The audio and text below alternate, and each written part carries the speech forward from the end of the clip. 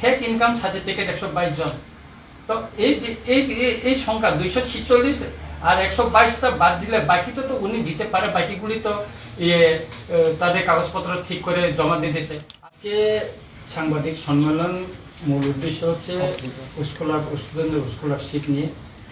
গতকাল আমাদের সম্মানিত মন্ত্রী উপজাতি কল্যাণ দপ্তরে উনি একটা প্রেস মিট করে বলেছেন এবং আমার সম্পর্কেও উনি কিছু মন্তব্য করেছেন সেই বিষয়টা।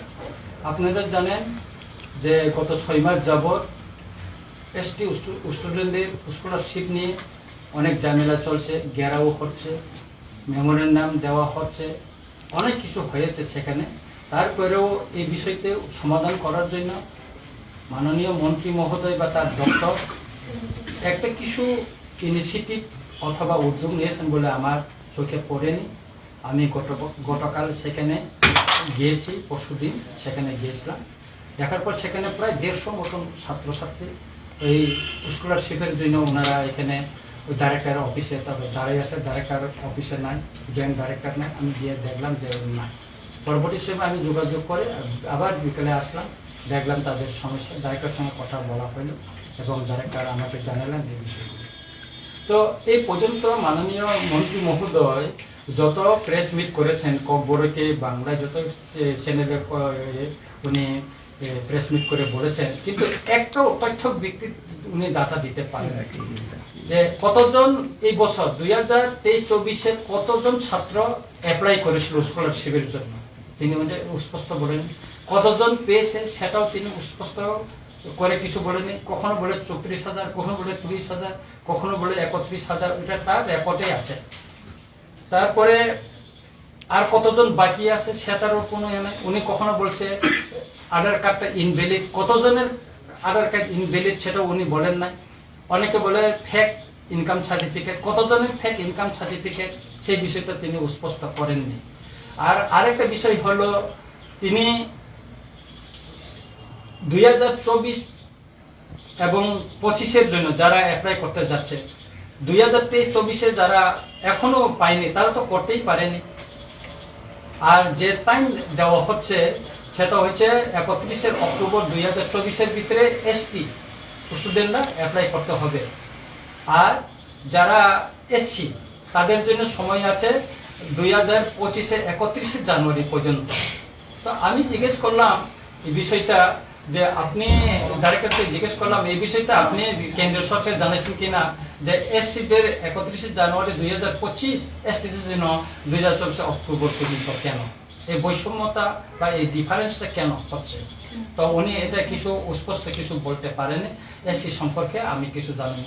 গতকাল আমাদের একটা মিটিং হয়েছিল, সেটা হচ্ছে কি committee on welfare of scheduled ট্রাইবে আমাদের মিটিং হয়েছিল। সেখানে সব রাজনৈতিক দলের নেতৃবৃন্দ আছেন, জিতেন চৌধুরী থেকে শুরু করে আমি আছি, প্রমোদ ইয়াং চেয়ারম্যান, তারপরে রঞ্জিত দাস, দীপঙ্কর সেন, মাইলা প্রমুখ সহ রামপন্থ জমাতিয়া সহ অনেকে আছেন। তো ওনারাও এই স্কলারশিপ নিয়ে কিছু ইয়ে করতে পারেনি। আমি গতকাল কমিটি যখন মিটিং হয়েছিল তখন ডাইরেক্টর স্যার গিয়েছিলেন, তারপরে সেক্রেটারি উনি ছুটিতে আছেন। তখন আমি জিজ্ঞেস করেছিলাম এই পর্যন্ত কতজন আমাদের স্কলারশিপের জন্য অ্যাপ্লাই করছে এসটি স্টুডেন্ট ছাত্র এবং ছাত্রী। তখন উনি বলেছিলেন যে 2023-24-এ 35,665 জন এই পর্যন্ত অ্যাপ্লাই করেছেন। কতজন স্কলারশিপ পেয়েছে উনি বলতে বাইরে দিয়েছে, তখন 30,537 জন ছাত্রছাত্রী এই পর্যন্ত স্কলারশিপ পেয়েছেন। কতজন এখনো পায়নি সেটার সংখ্যা হচ্ছে 5,133 জন। আধার কার্ড ইনভ্যালিড কতজন? 246 জন। আর ফেক ইনকাম সার্টিফিকেট কতজন দাখিল করেছে সেটা 122 জন।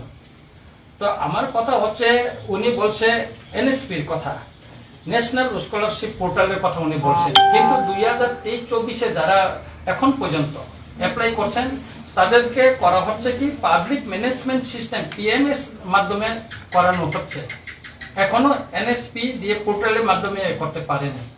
আমি অনেক ছাত্রদের সঙ্গে আজকেও আমার কোয়ার্টারে অনেক ছাত্র এসেছে, এনআইটির অনেক ছাত্র এসেছে, এইগুলি তাদের সম্পর্কে অনেক কিছু জানলাম, অনেক ডকুমেন্টস তাদের থেকে জানতে পারলাম। কিন্তু এইগুলি ছাত্র ছাত্রীদের কোনো দোষ নাই, এইগুলি প্রশাসনিকভাবে তারা সচেতন না এবং প্রশাসনিকের উদ্যোগের অভাবে এবং প্রচারের অভাবে এই সমস্ত হচ্ছে। যেরকম ধরেন এখানে এর কথা বলা হচ্ছে আধার কার্ডে ইনভ্যালিডের কথা। 10 বছর বয়স থাকার সময় যারা আধার কার্ড তুলেছিল, এখন ওনার বয়স 22 বছর হয়ে গেছে, ওটা আপডেট করা হয়নি, এই সমস্যাটা।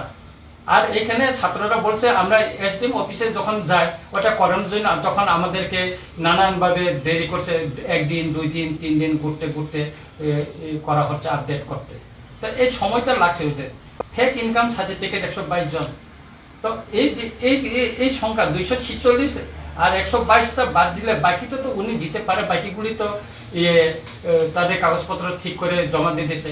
আর কাগজপত্র আপলোড করতে গিয়ে এখন এটা রিসিভ হচ্ছে না।